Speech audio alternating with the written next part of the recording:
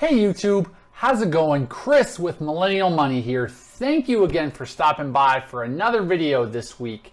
And if you didn't see it already, go ahead and check out part 1 of investing or gambling. And in today's video, we're going to carry on with that topic. In today's video, I wanted to continue talking about what we started last week. If you haven't seen that video, go ahead, check the link over here. But what is the difference between investing and gambling? Thanks for stopping by. I appreciate you checking out the channel. If you're finding this content educational or entertaining, please consider subscribing and don't forget to hit the bell for notifications.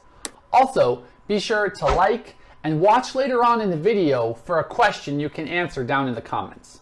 Let's get to it. So continuing on from last week where we left off, we have 3 more questions that I'd like to look at in today's video.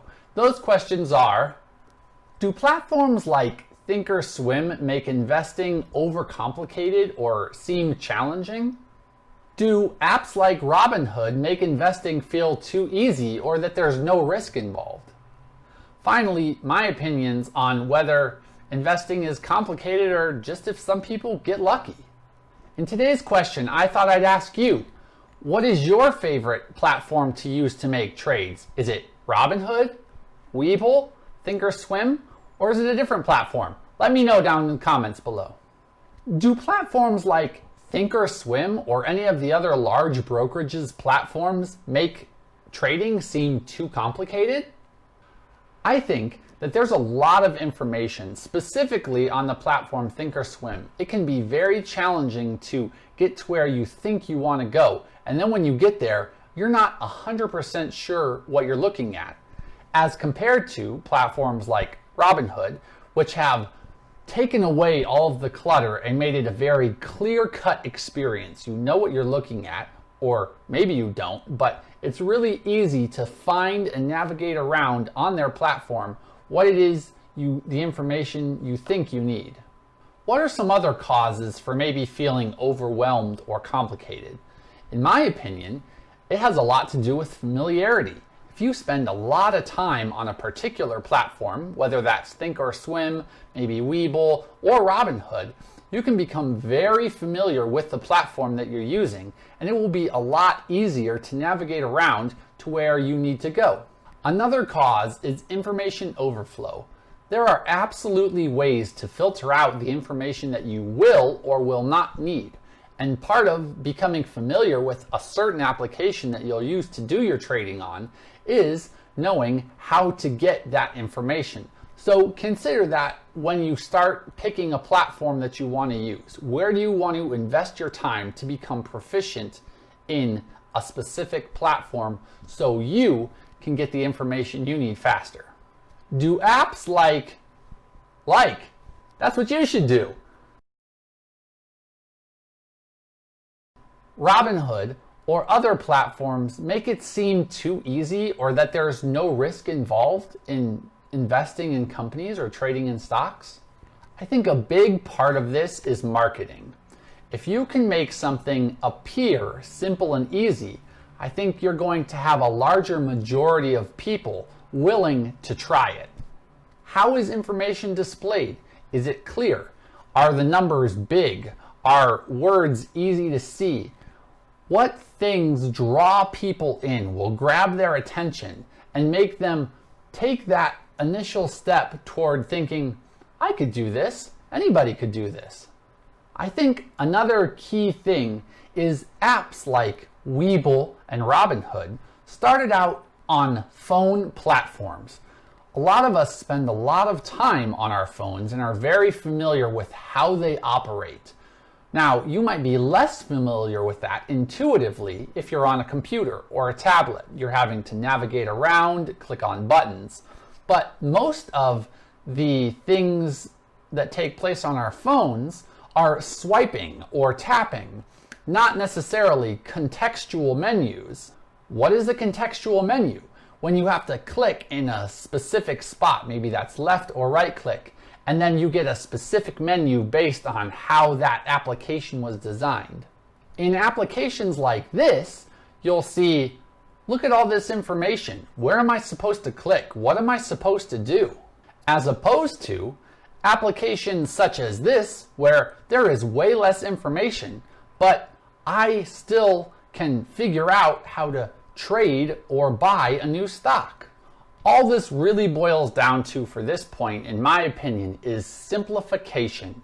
One platform functions simpler than the other, which functions at a more complicated level for someone who may have more experience and know exactly what they're trying to do. I think, summarizing all of this, investing is very complicated, and you definitely need to know the risk and how much you're willing to risk. There's always upside, but there's also downside, and you have to be fully aware of what that full picture actually looks like. You can always get lucky. Maybe you'll be lucky 2 or 3 times in the very beginning. I feel like I've seen my fair share of beginner's luck having started on this journey, but that doesn't mean that money that I put in those risky situations, I wasn't willing to lose completely. You have to make sure you are 100% comfortable knowing this money that you're investing while you're learning is money that can be lost. You are not going to not be able to pay your rent if you lose this money. As is par for the course, I wanted to share with all of you a personal story. A friend of mine had started trading in options, and he was very, very new to all of this. It was a big and exciting thing with lots of potential for upside. He started with about $4,000, and his first trade did not go well. He did not make $1,000, $500, or even $100. He actually ended up losing $2,000, and that hurt a lot. Now, this was definitely not essential money. This wasn't rent, this wasn't utilities. He could afford to lose it, but losing $2,000 on your first investment experience is not an easy pill to swallow. My encouragement here is don't stop because you fail one time. Try again, because guess what? The second time you try something, you're probably going to be way more successful than you were the first time. And as we're talking about investing, that could mean maybe you don't lose $2,000, maybe you gain $100, maybe you gain 2% of a stock. Another thought, something you can consider, is don't consider your investments in dollars. Consider earnings and losses as percentages. Maybe that will help soften the blow if you have lost more than you were hoping to, and now you're in a reclusive state because you're in pain from loss of that capital. I would also leave you with this: scared money don't make money. And that just means if you are not willing to put it out there, it's probably not going to make you money. But there's absolutely money to be made every single day, whether that's options, ETFs, indexes, bonds. You just have to know what you're looking for, and there's always advice that you can take from others and go and continue on in your journey. Thank you all for stopping by. Like, comment, and subscribe with notifications. Go ahead and hit that bell. If you find this content helpful, educational, and entertaining, and don't forget to comment down below, ask questions, and thank you all for your support. I appreciate you taking the time to spend with me as we continue our journey towards success.